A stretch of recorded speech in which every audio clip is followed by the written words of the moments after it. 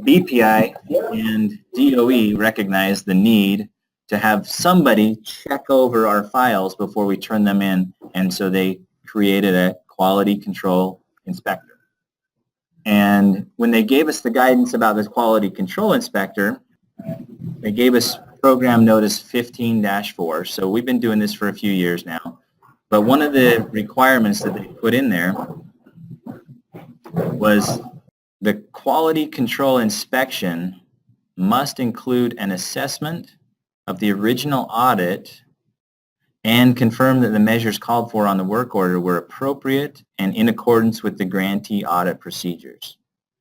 So in addition to just going on to the job and checking all the work on the job, you also, as a QCI, you're also responsible to make sure and go through the file and the audit and make sure all of the documentation that's supposed to be there is in place. So what does that look like? What does that mean? Right now, if you guys are using your QCI worksheet, you're actually covering most of what you should be covering in the audit review. In fact, I drew this little messy picture to show you. I pulled in this definition so we can keep thinking about what the actual definition is. But this is the first page of your QCI form, and I've highlighted everything that pertains to the audit. So, and then I just drew a line. Hopefully many of you QCIs know. If you don't know and you're a QCI, this is an important piece of information.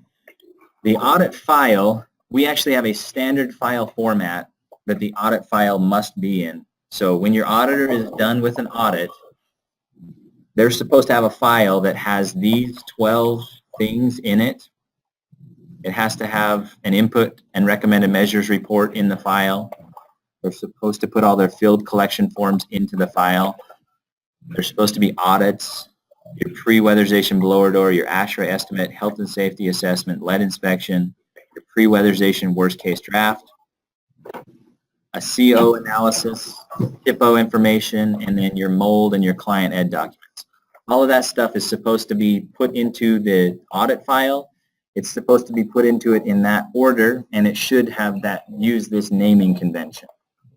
So I put that over here on the left to show you that I drew a line to all of these items that are actually on the QCI form. So you should be checking on these things. And the purpose of today is really, it's not to say here's a bunch of new information. This is really just to kind of expand upon what you should be doing already, because the form that we're using for a QCI, it is very concise. I think Brad mentioned to me that this actually came from DOE or from, anyway, it came from up the food chain somewhere, and whoever put it together, they tried to boil it down to something very simple so it could all kind of fit on a few pages. But if you look at each one of these bullets, if you're doing a good check on some of those things, there's really a lot more detail to them. Like your eligibility determination is present, and Brad actually at one point added a note here to say, there's 4 or 5 things you need to be checking on this eligibility before you just check the box. So that's kind of what we're going to do today. I want to go through each one of these things and talk about the details that you really need to be checking on before you check yes or no on your QCI form. And I also just wanted to show you that, every one of these forms except for 2 of them, your field collection forms, are really not represented on the QCI. And the other thing, which is not that big a deal, it's just the paperwork that your auditor uses to collect all the information, and they can really collect that in any manner that they want, but DOE actually requires that however they collect it, that those documents are included in the file. The one that is missing right now that really should be added is our health and safety assessment. That's a key part of an audit. So for the time being, make sure that you guys are looking at that. I recommend that you become very familiar with this this standard file format list, and that you're kind of referencing that a little bit when you're going through your audit files. In fact, when I go through the audit today, as I show you how I would do it, and hopefully give you some pointers on what to look for in each of these areas, I'm going to follow this format. I'm not going to necessarily follow what's on your QCI. But know that when you come to number 2 on the QCI and it says Energy Audit Data Collection Form and Input Report, that covers these first 2 items there, and we'll go into a little more detail about what you need to look at before you just check that box off. So let's go back and read this definition really quickly before we step into this and think about it. So it says that a quality control inspection must include an assessment of the original audit and confirm that the measures called for on the work order were appropriate and in accordance with the grantee audit procedures. So what are the grantee audit procedures? Does anybody out there know what the grantee audit procedures are?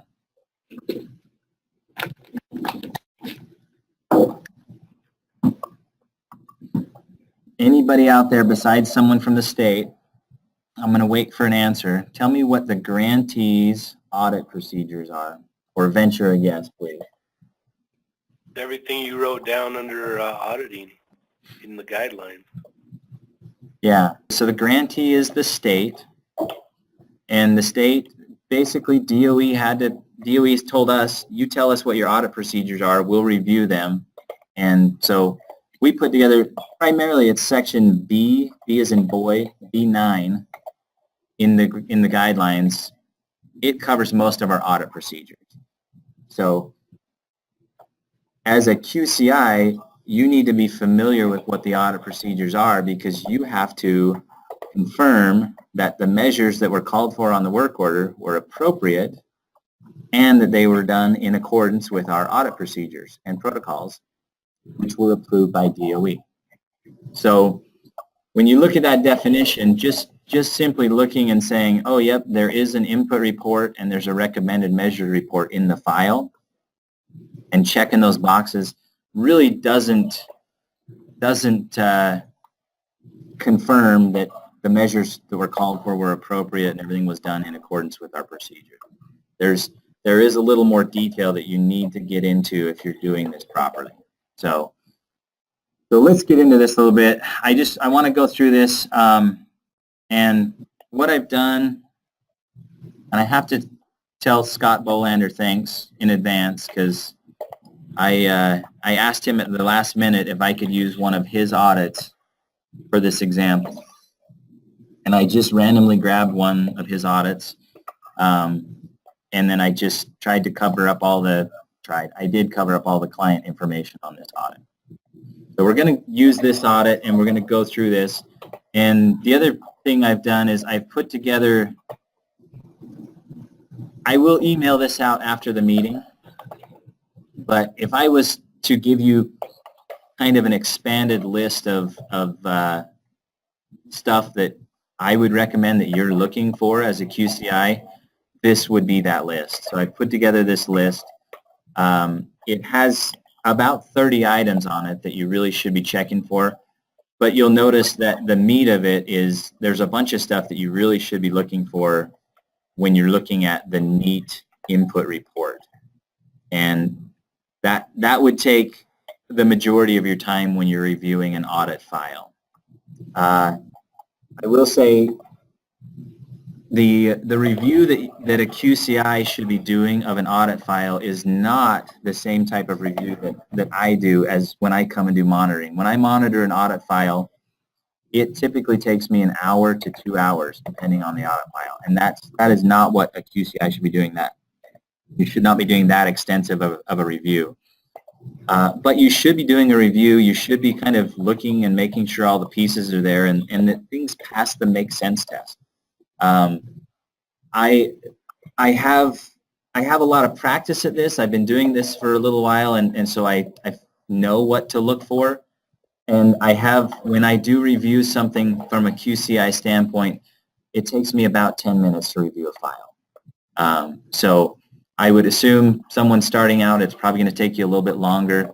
But if I have the file organized and ready to review, I can now do it in about 10 minutes.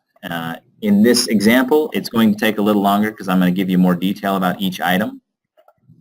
But the last 3 or 4 that I've done, they took me about 10 minutes to go through each file. So Once you get good at it, you should be able to do this fairly quickly.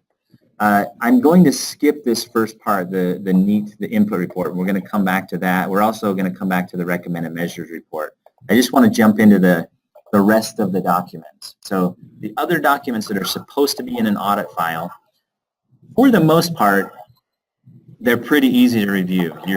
Your field collection forms, the requirement there is that the auditor is using something to go collect the data, and that the form or the process that he or she is using allows them to collect all the data. That's what they need to do. So each auditor kind of uses a different method, and I'm totally fine with that. Some of them use really good forms. Some of them just use a lot of drawings, and then there's everything in between. So really all you need to do is look and say, are the field collection forms in the file? So if I was looking at Scott's file here, I would, and I've got this file organized and bookmarked according to that standard file format. So I have all of the pieces of the audit, or A01 through 12, are all listed here. And then I also have there's a couple other pieces you kind of have to step outside of the audit file itself to verify a few things if you're doing a good job here. So I have I have the weatherization application that I can reference, and I always like to grab the applicant's health and safety evaluation. So, but other than that, I just have this audit file. And so if I was checking on the field collection forms, I'm just going to look in the section of the audit and say, did the auditor actually collect some information in the field, and did he or she put it in the audit? And this is how Scott puts his stuff together. That's those 4 pages. He's got a really good diagram. He gathers information about some windows and things like that, and here's his pressure pan test and a few things like that. And then some auditors will actually enter stuff directly into the audit as well, so they don't need a bunch of extra fields.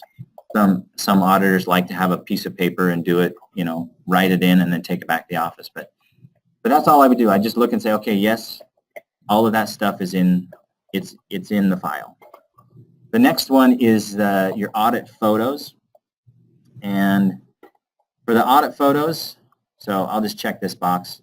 For the audit photos, same thing. Are there some photos in the file that represent the conditions in the home before we start weatherizing it? The requirement on the photos is just that. We're supposed to document the pre-weatherization conditions as they pertain to weatherization. You don't need to document a bunch of weird extra things that don't really have anything to do with weatherization. But typically, your photos should have pictures of the exterior of the home, pictures of combustion appliances and their venting systems, pictures of refrigerators, lighting systems, your base loads, any of those things. But again, all you're doing is you look in the file and say, are there photos in here? And are these photos actually the photos that were before we started weatherizing the house? As many of you know, sometimes that can get a little confusing. Hopefully your auditors are labeling them well and saying this is pre-weatherization, and if they put it in the audit file, that helps to keep things clean, and we know these are our pre-weatherization photos. So that's it. Just look in the file, make sure that the pre-weatherization photos are in the file. Your pre-blower door, it needs to be in the file, and then there's one other thing I like to check on that, and it's just did the auditor actually take the pre-blower door number and put the correct number into the input report. So the requirements on the blower door, sorry, I'm clicking on the wrong thing. The requirements on the blower door are that we're supposed to be using the TechType software or the tech software to run a blower door test. So make sure that there's actually a tech blower door test in the file. You just should check and make sure they actually have the right one on there. You usually want to glance at the date and think about if that was the one that was associated with this file. And then so there's your date. It was 10/23 of 18. And for those of you who don't know, this is the date that I use to determine the work start date, because we typically run the blower door on the first day that we go to the house. So if you're ever wondering what the work start date is, go to the blower door file, and that's where the work start date is. So I'm looking at this to see pre-weatherization, their blower door was 2373. And then I would just quickly go into the input report to the ducts and infiltration tab, and I would just verify they put 2373 in as their pre-blower door number.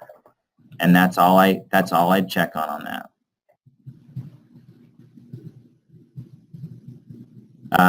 The Ashrae, so the auditors are required to estimate Ashrae, and the whole purpose of that is the auditor needs to think about what's their Ashrae strategy going to be. If we actually get the air sealing done that we're trying to do, how much ventilation is this house going to need, so that the auditor can start to think about what would be a good approach for this.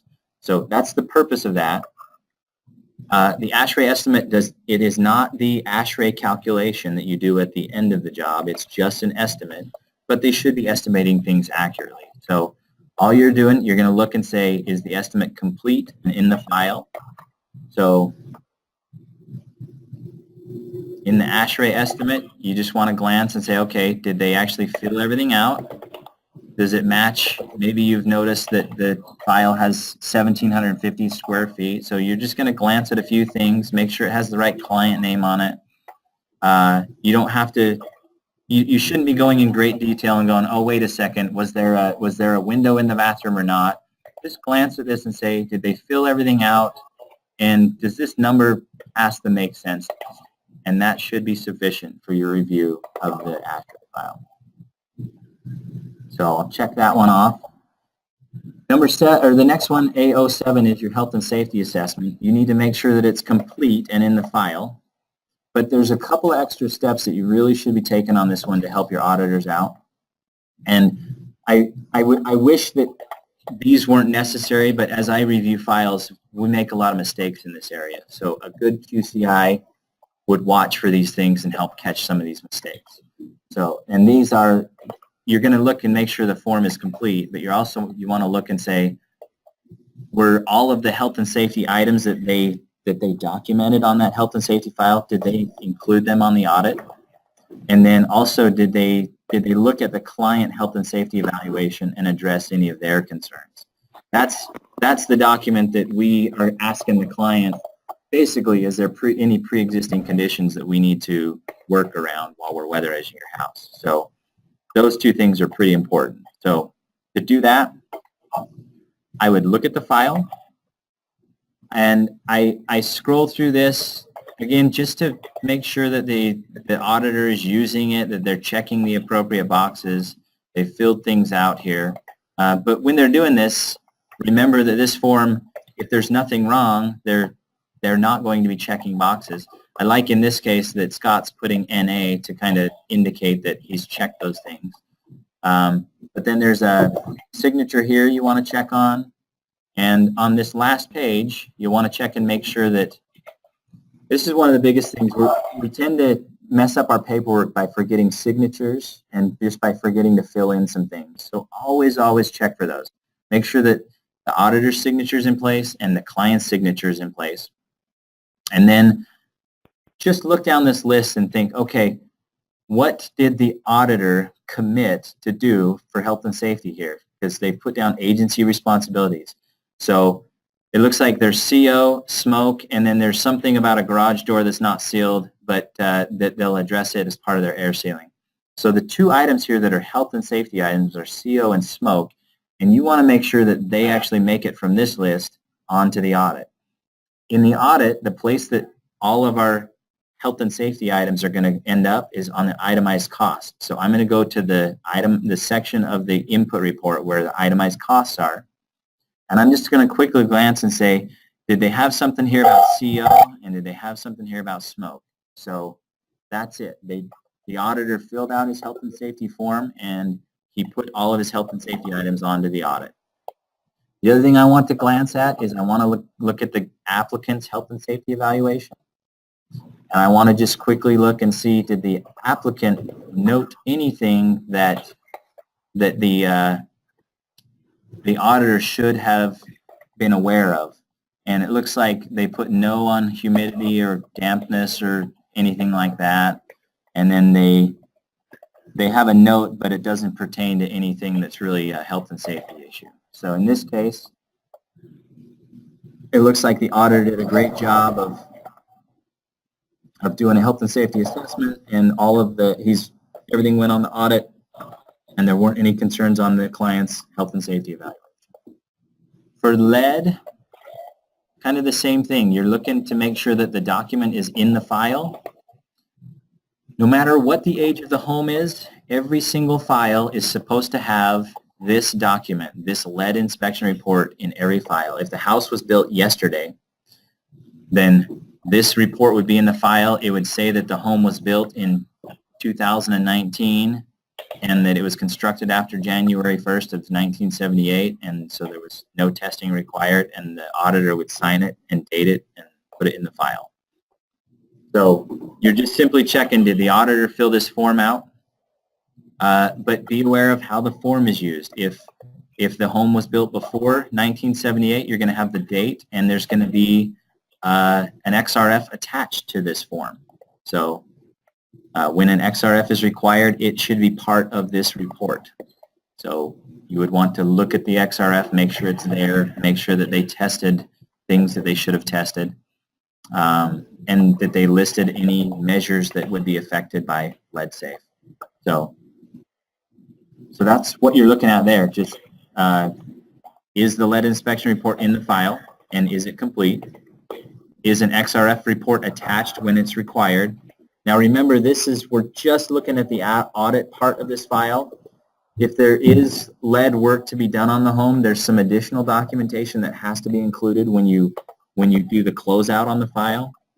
But for right now, the auditor was required to run a lead test, and then the auditor was also required to make sure that any surfaces that would be disturbed were tested. So that it's important as a good QCI, you really should take a glance at the XRF test and think about the surfaces that they tested and the surfaces that were actually disturbed on the job, and make sure that the auditor is doing a good job of testing all those surfaces. Are you guys on the line there? Housing Authority, or from Mountain Land, sorry. Yeah, we're here. All right, so tell me, if you're reviewing all this stuff and as a QCI, if the QCI notices that the auditor did not test some of the surfaces that should have been tested, what should the QCI do? Have the auditor go out to the job and test those before they start doing the work. Yeah, and if they haven't, if that's already passed and you've missed this opportunity, what do you need to do as a QCI? Document it. If you document it but you never tell the auditor, will the problem ever get fixed? No. Yeah. No, he'll do it on the next job. Yeah. The main point here is, as a QCI, you're kind of checking everything. You're checking some stuff that the intake workers do. You're checking some stuff that the auditors do. You're checking stuff that they do in production. And you guys need to make sure that not only are you documenting it, but you're also communicating it back to the appropriate parties. And that you're doing it in a professional manner so that everybody can get better. You might go talk to them and you might just learn something yourself, and hopefully they'll learn a little bit, and together you guys will improve your processes and reduce the number of errors. So be aware that not only, if you find these errors, you're not just documenting them, but you're also taking that extra step to make sure that you're working on fixing them going forward. So continuing on, the next document is the pre-worst case draft test.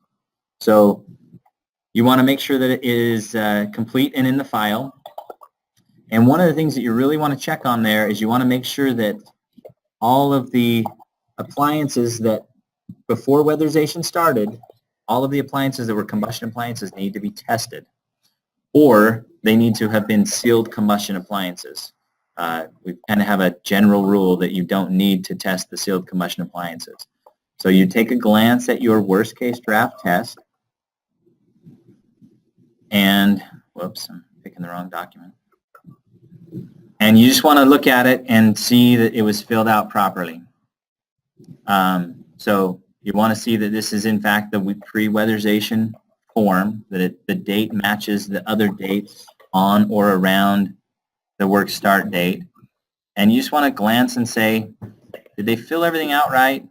And then which appliances were actually tested. Looks like a water heater was tested.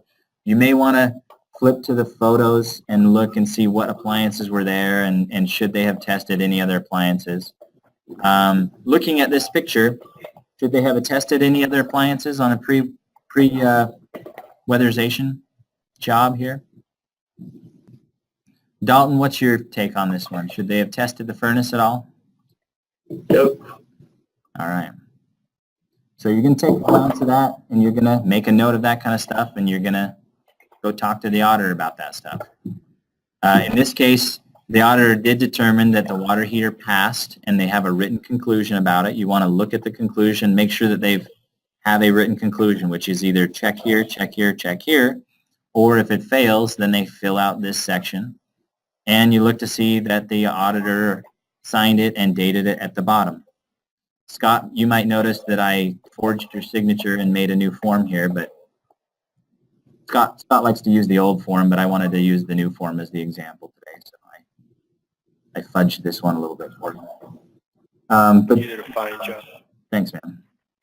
So anyway, you're just checking to see, make sure it's in the file, and make sure that all the appliances that should have been tested were tested.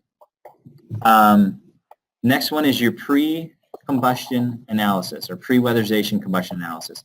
Right now, the only thing you're really looking for on this is you want to make sure that there's a combustion analysis tape for every combustion appliance that was in the home before we started weatherizing.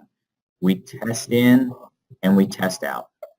So all you got to do is look at the file and say, is there a tape in here for the furnace? Is there a tape in here for the water heater? A good QCI might also take a minute and look at the CO readings, and you might want to look at your temperatures of your flue to make sure that they actually ran the appliance long enough to get accurate readings. But other than that, just make sure that this stuff's in the file. As you know more about these things, you can get further into that and at a glance learn more about what's going on. But at a bare minimum, check on those things. Your SHPO report needs to be complete and in the file. The SHPO, in a lot of cases, the SHPO is just it's just this form, and just like the lead, every single file has to have this document in it. And this is really just documenting this is the year of the construction. So you'll want to glance at that and make sure that that matches what you saw on the input report or in the application. And then, is the dwelling less than 50 years old? They check that box, they sign the bottom, and they're done. But if it's more than 50 years old, then they have to make a decision whether it is exempt from a 106 review or whether it needs a 106 review. If it's exempt, you might want to take a minute and think about, was it really exempt? Did we do any work on this house that would have affected the historical appearance of the house? So think about that. Help the auditor if they don't understand what's going on there. If a Section 106 review was required, then that letter from the SHPO office should be attached to this report. So you're just taking a glance at this and saying, did they fill it out right? And is there anything that should be attached, yes or no? And if it's supposed to be attached, make sure it's there. The last one is your mold and your client ed forms. You can take a glance at the file. Each agency has some different forms. Every agency is using this mold form. You'll want to take a look at it and make sure that it was actually filled out right. And in this case, the client's name was there, but I'm not seeing a client's signature on that one. So that one may not be filled out right. You might want to make a note of that. And you can scroll through the other forms that you use for your client ed and make sure all the appropriate signatures are in the places that they should be and this stuff's filled out properly. If it's not, make a note of it and go talk to the auditor about it. So that's all the other documents. That part really, you can flip through that very, very quickly. The part where you're going to spend a little bit of time is going through the actual audit itself. Now, we have about 12 minutes left, 13 minutes left. I'm going to go through this pretty quickly. I hope that if you need to, you can come back to this video later as a good reference. But also know that, especially for the QCIs that are newer to this, if you don't really know a lot about the audit, we'll go over this stuff in detail in April. That April class will be a 3-day class, and you'll get an opportunity to really learn about it there. But what I want you to do, if you don't really know what's going on, before you come to that April class, please start reviewing these audits and start figuring out what's going on in the audit. Become familiar with these reports so that you'll have already learned some things before you come to the class. And when you come to the class, you'll be ready to learn a lot more. You'll get a lot more out of it. So with that, I'm going to go into the neat. I'm going to read through this. We're going to talk about a few things, and then I'll get into the file again. So every single file should have a NEAT or MIA input report in the file.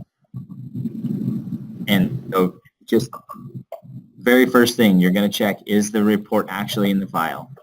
And then as you get into that report, you need to look at the thermal boundary, the HVAC system, the ducts and infiltration, your base loads, and your itemized costs. You got to take some time and think about each one of those, because you have to determine whether or not the measures that were called for on the work order were appropriate and that they were done in accordance with the grantee's audit procedures. So you're going to look into the file and say, did they actually put the thermal boundary in according to the grantee's audit procedures? The audit procedures say that every single wall, every window, every door, every attic, and every foundation that's on the thermal boundary must be accurately represented in the audit. And then the next step is that we have to evaluate each one of those to see if we can improve it in order to complete the thermal boundary. So those two things, actually, there's a ton of detail on those two things, but let me just show you how I would do that in the audit. Like, if I'm doing this for my monitoring, I'm going to take a lot of time on this and look at in great detail. If I'm doing this as a QCI, I just want to make sure that the auditor actually entered in some stuff and that it passes the make sense test. So the first thing I would do is I would look at the field collection forms, and I'd say, okay, where's the sketch of the house? Based on the sketch of the house, it looks like this house, the auditor could combine everything on the east side of the house into maybe one wall. He might have a second wall over here, but in general, this should have 4 or 5 walls to this house. I also might take a second and just count how many doors. Looks like there's 1 door, 2 doors, 3 doors. So the auditor should have 3 doors on the audit. Also I want to count the windows. So 1, 2, 3, 4, 5, 6, 7, 8, 9, 10, 11, 12, 13, 14, 15, 16. So the auditor should have about 16 windows. Looks like he's listed the square footage at 1753. So in the input report, I'm looking, and it looks like he's got his floor area at 1753. Under the walls, I just want to see, did he put in 4 or 5 walls?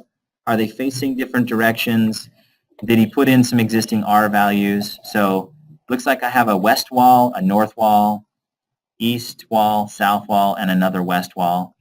And I'm glancing to see, did he put in gross areas that look like they're reasonable gross areas for a house. So this south wall, he's got 500 square feet. If I just glanced at the field collection forms, and his south wall right here looks like it has 500 square feet. If that sounded excessive, you might want to dig into it a little bit. If that sounds reasonable, you'd leave it alone. I would have expected this wall over here that's 53 feet long. If that wall was 10 feet high, then that could be 500 square feet.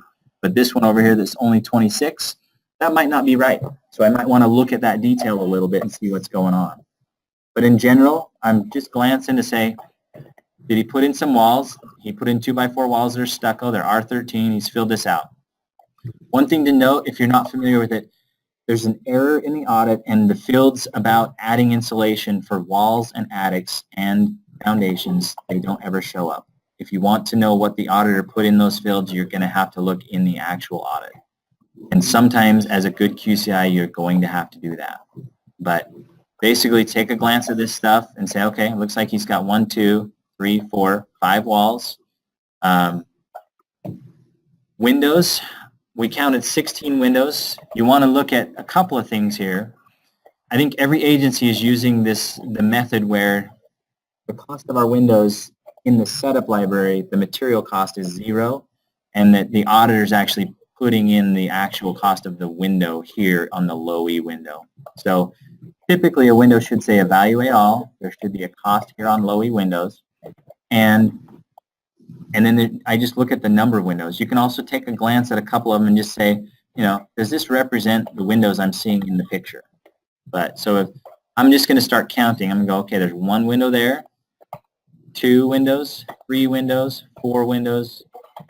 Looks like there's 2 on this one, so 5, 6 windows. And then I just look down here and say, did they fill in all the right fields there?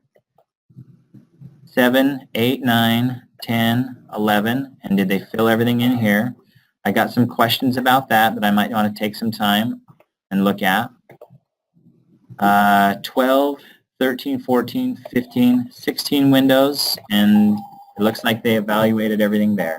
So far, everything's looking good on windows. Then I'd go to the doors, and there were 3 doors. So I'm just going to look. Did he put in 3 doors? Is the square footage on the doors? That looks like a normal sized door. He's got the numbers right. Looks like he put the information there. On the attics, you're going to quickly look at the attics and the foundations, and however many attics there are and however many foundations there are, that should add up to the square footage of the footprint of the house. In this case, it's just a single-story house, so our footprint should be that 1,753 square feet. So under an attic, it looks like he has 1 attic that's 1,750 square feet. And was there any existing insulation? Did he make any notes about this that are pertinent? But just a quick glance. And again, remember this stuff over on the right, because of the error in the software, is not going to show up.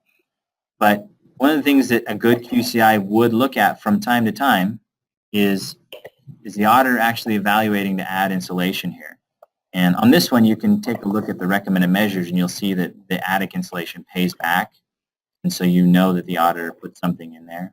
But so just a glance, I'm feeling good about the attic. Foundation, same thing. It looks like this was an uninsulated slab, 1,753 square feet. So that covers the whole foundation. And if you're familiar with how the audit works, as a QCI, you'll have run the audit a few times before you get your certification. So when you select an uninsulated slab, all of these fields that you can see here, they all disappear, and you really only get to fill out this one and this one. So you'll know the auditor did a good job on this, and that's represented properly. It gets a little more complex when you have multiple foundations, and sometimes you have to go back to your drawing, and it helps if your auditor's doing a good drawing and labeling things so that you can. But basically, you're just checking all that stuff, and then you're going to go back and say, okay, we know that the neat input report's in the file. As far as the thermal boundary goes, is the thermal boundary of the home accurately represented? We may have a question or two on those walls, so we might want to make a note and do something about it. If you felt good about everything, check the box. Did the auditor evaluate to complete the thermal boundary? That's the one where from time to time you're going to have to dig a little deeper and make sure that they were actually evaluating to add insulation in all the appropriate places. But check on that, and then on all that, you should feel good about what they've done there. The next section is HVAC. HVAC, I struggle to explain this one. I hope this is clear. If you get this one principle right, then your HVAC, meaning your heating and your cooling tabs, should be accurate. But if what you need, the test are the pre-weatherization and post-weatherization heating and cooling systems accurately represented. So the goal is that in the audit needs to know what is in their pre-weatherization and what will be their post-weatherization so that it is calculating the heat loads properly. So On this case, this one's a really simple example. I know it gets a lot more complex than this, but in this case, we have a forced air furnace. It looks like we have an 80% efficient forced air furnace that's in good condition, and the auditor evaluated to replace it with a 95% efficient furnace. So if he runs the audit will actually say, well, which one's better? Is it better to leave the 80 or do we need to replace it? And the audit will make that decision. If the audit decided to replace it with the 95% efficient furnace, it will now calculate all the heat loads based on that 95% efficient furnace. If it decides to go with the 80, it'll calculate everything with the 80. And what I mean by that is when it's looking at whether or not it's cost effective to replace the windows, the audit knows that we're going to leave the 80% efficient furnace in here, and now we'll calculate what our energy savings will be on the windows. You don't ever want the audit to, like right now, this is basically the way this one shakes out, the 80% efficient furnace is going to be left there. If during the process you guys decided that you needed to replace the furnace, mandatorily replace the furnace as a crisis, then you need to go back and adjust your audit. You'd pick mandatory replacement here and rerun the audit, because that will change whether or not the attic insulation pays back, whether or not the windows pay back. But in general, you're looking to say, okay, did the auditor fill everything out right? And does the audit actually represent what was done? Because as a QCI, you're looking at this usually from the job completion side of the things. And so you know, okay, what did we actually put in the house? And did the audit calculate it accordingly? The cooling's the same way. If there's an air conditioner on the house and if it is in working order, it must be represented on the cooling tab. So as a QCI, if you go to a house and you see a cooler, make sure you know whether or not it works and then make sure that it's represented on the audit. That affects the payback of all the measures. So the rule is if it's there and working, it must be included on the audit. If the replacement is required, you got to check that box. And on the cooling tab, it's a little different, but you got to show whatever the SEER rating is of the new air conditioner if you're replacing it. So you're going to glance at those things and make sure they're in order. But that's it. Like you're just checking, you know, does the audit represent pre and post heating and cooling systems accurately? The ducts and infiltration.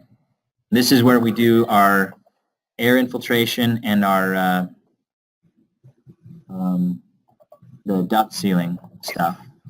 It looks like I'm at the 9 o'clock mark. If you guys will hang with me for about 5 more minutes, I'll wrap this up. If you need to go somewhere, I won't be offended if you drop off the line right now, so you can go get your jobs done and just know this is recorded. You can watch it later if you want. But I'll keep going for a couple minutes. So ducts and infiltration, you're just looking at it to say, first and foremost, were there ducts outside the conditioned space? And if so, were they tested for leakage? Is there a written air sealing strategy in the file? And then did we follow that air sealing strategy and actually accomplish our goal? And if not, why not?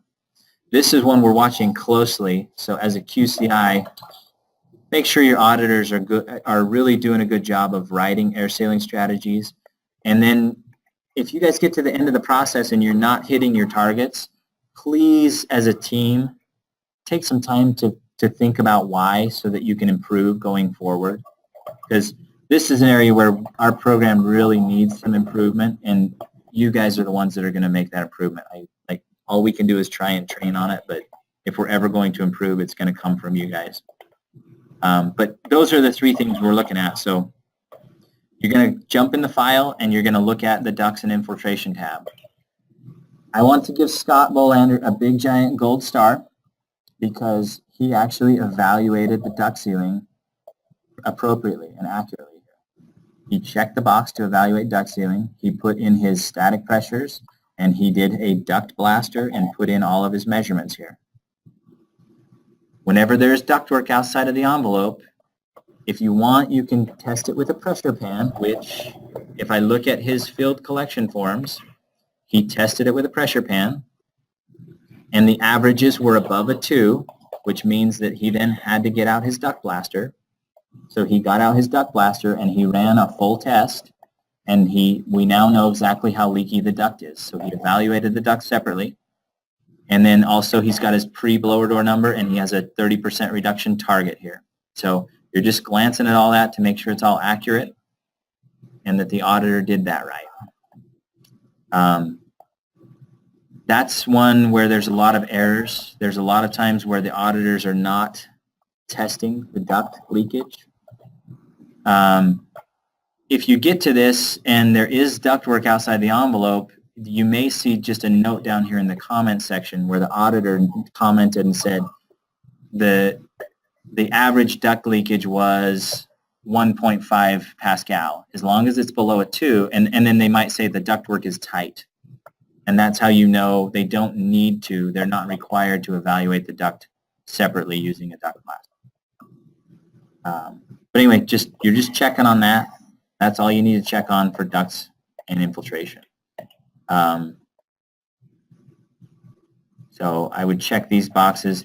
On the written air sealing strategy, typically that should be right here, but I've also told all the auditors, because of some software constraints, sometimes it's easier to just write that directly onto the work order. So as a QCI, you may need to go look at the work order and make sure they're doing a good written air sealing strategy there. And that's okay too. But once you've checked on that, check these off. The next item is your base loads, which is your shower heads, your refrigerator, and your lights. So these ones are usually pretty quick. For your shower heads, in order for the audit to evaluate shower heads, so you're looking at this, but you have to put in water heater information. If you don't have water heater information, it can't evaluate shower heads. So you want to take a glance and make sure they filled in the water heater information, and then make sure that they put in some information about shower heads or some comments about why the client refused shower heads. Your refrigerator, every refrigerator, even if they got a brand new yesterday, you should be evaluating it to see if there's something more cost effective. If they got it brand new yesterday, you evaluate it and then you let the client know, hey client, if you had a more efficient fridge, it could save you some money. Do you want us to replace yours or not? But you look at the equipment, you say, okay, we're looking basically that there's some information here, and I always look at the kilowatts. I want to see that there's either kilowatts here or there's metered consumption here. You have to have this one or this one. And then whatever fridge they put in here, you got to look at the kilowatts there. And you also need to take a second and think, are the kilowatts here in line with what this size of a fridge, if it was Energy Star rated, it should be. All of your replacement refrigerators are supposed to be Energy Star rated. Typically on a 20 cubic foot fridge, you should be under the 400 kilowatt mark. So this one passes the make sense test. The material cost is good. So I'm just quickly glancing to see that all that stuff's there. Lighting is pretty easy. Usually it's just a list of some light bulbs and sometimes a couple of lists. As a QCI, you've been in the house, so you just want to think, is this quantity aligned with what I'm seeing in the house? So, and that covers your base loads. The last item you're looking for is your itemized cost, and this section can take a few minutes sometimes. You want to, when you look at your itemized costs, so far everything we've checked on so far, those are all going to be ECMs. They're all energy conservation measures. Now, your itemized costs, these are the things that it's everything else we need to do the job right. It's all your health and safety measures, it's any incidental repairs, and any non-audited measures that you need to do in order to finish the job up. So you're going to look and say, are all the itemized costs allowable, and were they justified properly? And does the audit represent all the work that was actually done on the home? Those two questions are kind of big. Sometimes you have to dig around for a few minutes. But in general, you're going to go to the itemized costs and you're going to look at it and say, okay, looks like they vented out an existing bath. They had an Ashrae fan. Both of those things are very normal health and safety measures that don't really need any additional comments. And the prices are reasonable. They have a non-audited measure to tune and clean the furnace and provide filters. And providing filters is allowable as a non-audited measure, so it doesn't really need any additional comments there. The NAM disconnect unused duct from trunk line in attic, that one the name itself gives us a pretty good description, so I feel good about that. Sometimes items like this may need additional comments to explain why they were needed. And then you have the CO monitor and your smoke as health and safety measures. So I'm just taking a glance at this and going, okay, these are all the other items. The auditor labeled them all, so I know exactly what kind of measure they are. Their costs seem to be reasonable or in line with what they should be. And they've left this blank, which is what they should do on everything but an incidental repair. So I'm feeling good about what they've got there. Last thing you do, so that is the input report. And then the very last thing you're looking at is just your recommended measures report.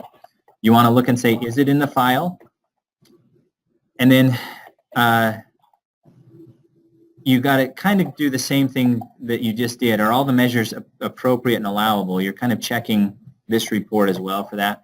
The other thing you have to check, and this, I kind of call this another software flaw. The software allows you to print a input report and separately from a recommended measures report. And so it's very, very easy for us to print an input report and put it in a file, and then a few days later rerun the recommended measures report and print it and stick it in the file.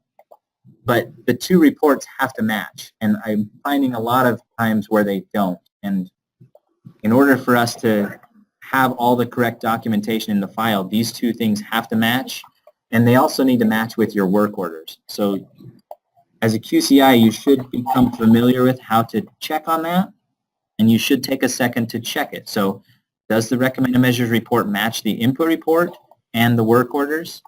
I'll show you just quickly how I check to see if the input and the recommended measures reports match. Main thing I do, I'll look at the dates. So this is right on the bottom. It just says the date that this report was run on. So the input report was run on 1/2/19. The recommended measures report, don't get it confused with this. It's right up here. This one was run on 1/2/19. So at least they were both run on the same day. So we're looking pretty good so far. And then the other thing I like to do is I just like to glance and say, you know, based on those the itemized cost measures, does this list match? Like if there's anything out of the ordinary here, since I just looked at this before, I just take a glance and say, yep, they all match. It looks like we're looking at the same exact report. So I've checked to say the recommended measures report is in the file. It does match the input report. And then I just want to look at it and say, okay, this is what it called for. It called for some duct sealing, infiltration reduction, lighting, thermostat, pipe insulation, tank insulation, duct insulation, shower heads, and attic insulation. Were all of those things on the work orders that I just checked on? Is this the work we did in the house? Did we forget anything? Did we do anything extra in the house that's not represented here? Those are the questions I'm asking. And once I feel comfortable with all that, then I check all those off. Again, back to your actual QCI form, to check yes here means that you've actually done quite a bit on the input and the recommended measures reports. And then everything else is a quick look at lead safe documentation, worst case, Ashrae, everything else. But again, this took us a little over an hour to actually go through a file. Once you get good at it, you'll be able to do it a lot quicker. But if you're doing a good job as a QCI, you really should be checking on these things. Please put this into practice.